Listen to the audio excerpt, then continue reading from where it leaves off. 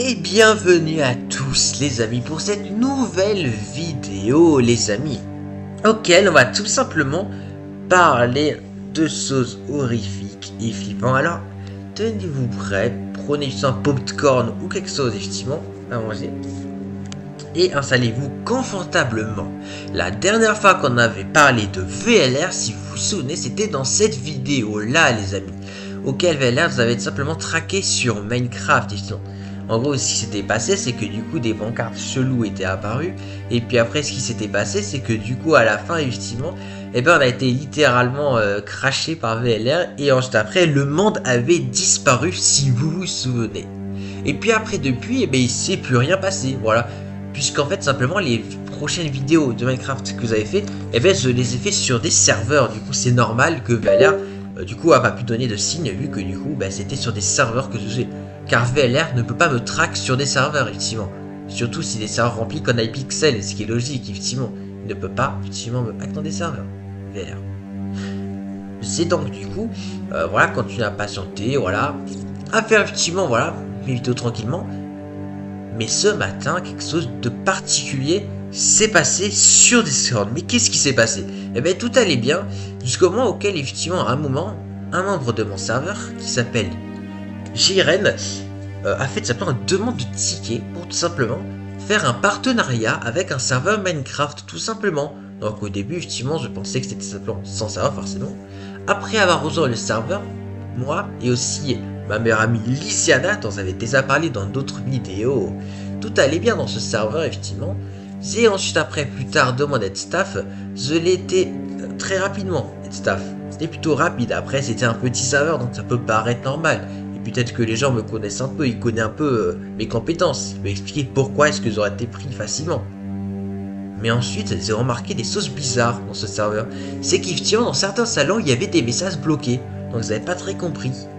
Et apparemment, Lysiana également voyait ces messages bloqués. Mais pas les autres. Les autres, ils disaient que non. Y compris Lucio, l'un de mon serveur. Mais alors pourquoi? Pourquoi moi et Lysiana envoyaient ces fameux messages bloqués? J'ai aussi remarqué dans un salon staff, en remontant un peu dans les conversations, qu'il y avait aussi des messages bloqués. Et ces messages bloqués étaient en fait ceux d'un des fondateurs, ceux de Alex66. Je suis en conversation, mais pourquoi? Pourquoi est-ce que moi et Diana, nous l'avons bloqué? Nous l'avons jamais connu avant. Eh bien je ne sais pas. Mais j'ai donc demandé à un fondateur du serveur, car Jiren n'était en fait pas le créateur du serveur. Et il y avait des gens bien plus haut placés que Jiren.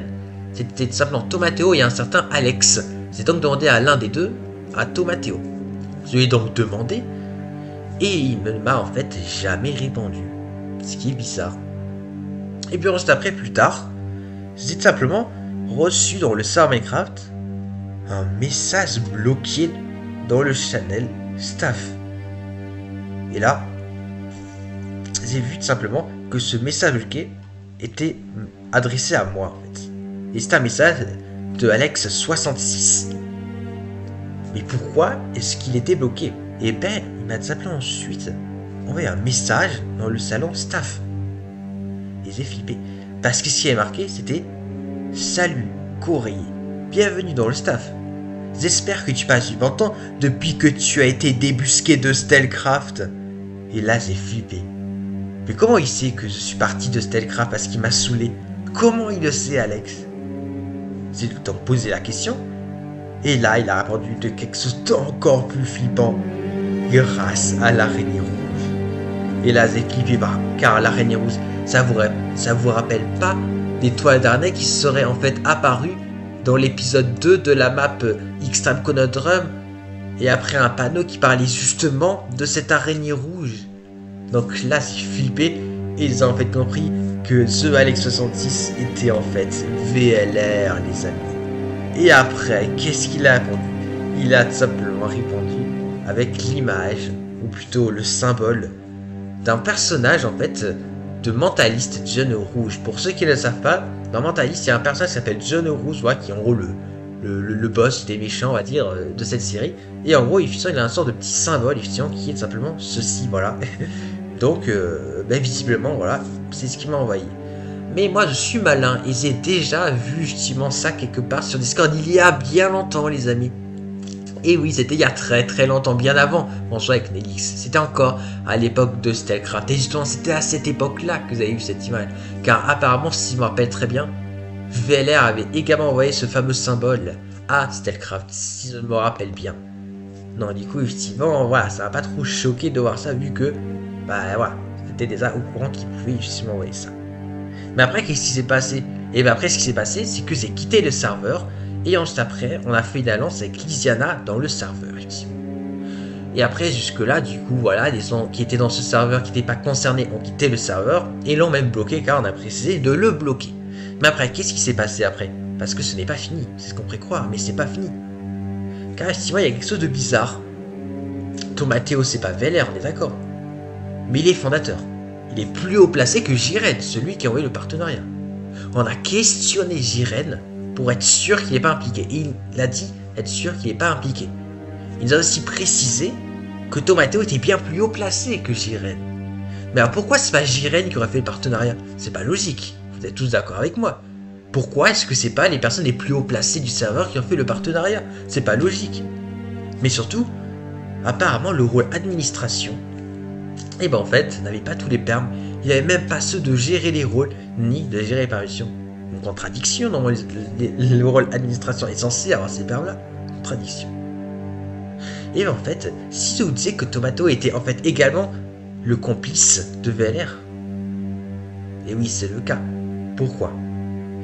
Quelque chose que j'ai pas encore précisé, mais juste avant d'avoir quitté le serveur, j'ai remarqué qu'ils avaient en fait le rôle Portal 3. Modo. Mais ça ressemble à un rôle similaire qu'on aurait déjà vu dans un serveur de VLR, pas vrai? Vous savez, celui effectivement de cette vidéo-là. Donc en fait, c'est en fait le serveur de VLR, là, effectivement, que j'ai quitté, oui. Le serveur auquel on connaît qu'on est déjà allé, sauf qu'il a dû le modifier à l'aide de son complice Tomateo. C'est la conclusion auquel on a tout simplement fait avec Lysiana, que c'était forcément ceci, effectivement, que VLR a fait. Donc c'est-à-dire que Tomateo est le complice de VLR. Du coup, qu'est-ce qu'on a fait? Et bon, on l'a banni de mon serveur, car il était sur mon serveur justement. On l'a banni et on a également fait une annonce pour lui dire de le bloquer. Tout simplement. Car Tomateo était également le complice de VLR.